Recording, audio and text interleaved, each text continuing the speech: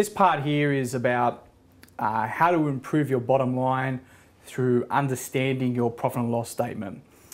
The problem is that most of us in retail may have just come out of school or come out of uni, or you might have had a white collar job before, or you may not even attempted to finish school, and all of a sudden you're now running a store, or you own your own business, or you're bought into a franchise, and you get this wonderful thing off the financial officer or out of your accounting software that you currently got now, out of your point of sale system, or through your accountant, this wonderful thing called a profit and loss statement.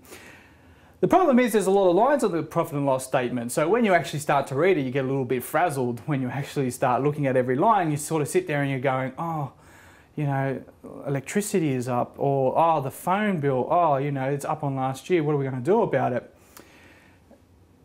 I'm actually going to simplify the profit and loss statement for you.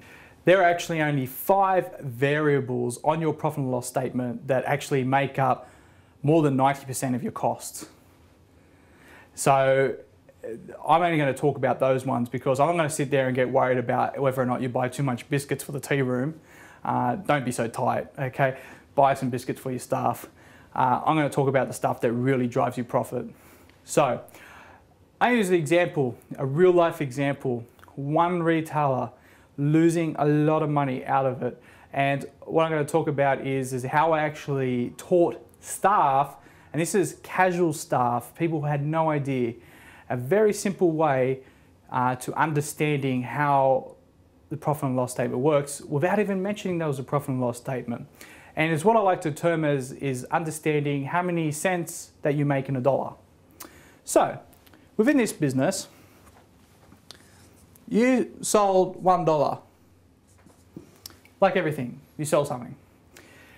Within this particular business, the cost of goods, so it's stock, was at 55 cents. You got 45 cents to play with this dollar, okay? Let's see how bad this example was. The next one was the wages, but the wages was at 30 cents in a dollar. So you had this really bad problem, was that you had all these staff on the floor, not doing a lot in particular, and the fact was that every time they sold, they weren't making much profit to begin with. So you're starting to see what's happening now. The next part was that 15 cents in a dollar was in rent, and marketing was around about 5 cents, which is about normal.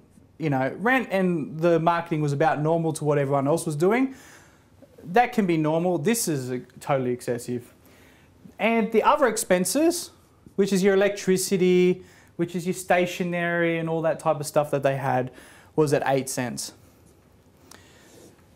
Every dollar that these people sold, this retailer sold, had 113 cents of cost. It would have been simpler if they just handed money at the entrance before customers came in. Just said, hey, take the money, take it, it's yours, okay? It saves us the hassle of putting out the stock, merchandising it, and all that type of things, and spending money on doing advertising campaigns. Take the money. But they didn't know this. They were all living in fantasy land. They just thought everything, there's a lot of sales going through. They just thought, oh, things must be great because there's a lot of customers and there's a lot of sales. But the problem was they weren't making any money. So I sat down with the staff and I went through this example, and as I explained to them, and they sat there and they just looked in a daze. They were staring off into nothingness, and they started to realise that things needed to change. Now, you cannot fix a profit and loss statement by looking at every line. So what you need to do is look at these 5 lines. But out of these 5 lines, as you'll notice, that the top 2, these ones here, drive most of your expenses. So the quickest way that you can bring profit to your bottom line through reducing expenses is to reduce your cost of goods sold and to reduce your wages cost. Rent's a little bit tricky. You can't go back to the landlord and saying, look, things aren't going too great, do you mind taking a few dollars off the rent? He's going to say no. Okay. Marketing, well, if you stop marketing, people forget you, so you're going to have no customers to come in, just making this figure even worse. And the other expenses, they are minor in the scheme of things. Yes, you might be able to shave a cent off here or two, but really at the end of the day, if you really want to drive real profit to your bottom line, you just need to focus on two: cost of goods sold and wages. Now, using this example, I'm going to show you the changes that we made while just focusing on these two. Again, $1 sold, we're able to get cost of goods sold was 50 cents. And I'll explain how we do that afterwards. The next part was with wages. Okay, we started to fix up the wages, we fixed the rostering, we got better staff, we did a whole heap of things, but we're able to get that down to 18 cents. And still grow the business at 17% a year. So around 17%, and then it sort of averaged out between 15 and 19, but around the 17% figure is what it sort of was doing. The unfortunate reality of consulting is that you can only be there for a period of time. But one of the things was that dropping the cost of goods down to 50 and dropping the wages down to 18 cents has made a dramatic change. Because sales were going up, as we just mentioned then, rent started to fall into line. Because rent is static, it doesn't change. So the way you improve that figure is just by increasing sales. Marketing, we kept at 5 cents on a dollar, so we continued to market the business. And these costs here, again, I didn't look at them because they're small in the scheme of things, and they remained at 8 cents. We were able to make 6 cents on a dollar. This is what happened, 94 cents in costs. So they were making 6 cents profit just by focusing on two variables. Now, how do you fix those two variables? How do I fix getting these figures here better? Well, very simple. The first one is for wages is to set a target. Again, as we said before, if you set your staff a target in terms of conversion rate, in terms of average dollar sale, or even a sales target, saying, okay, today kids, we're going to go out there and we're going to hit $2,000 for today in sales, they will chase it. The same thing for yourself applies. If you set yourself a target as a wages as a percentage of sales, if you're doing 15 at the moment, you say, okay, I want to make it 13, you will work out ways to make it work. And the way that you make it work is through your rostering. And the quickest and simplest way to reduce your rosters is to improve your rosters in terms of your wages is to do this. Sunday, Monday, Tuesday, Wednesday, Thursday, Friday, Saturday. These are the weeks within your roster.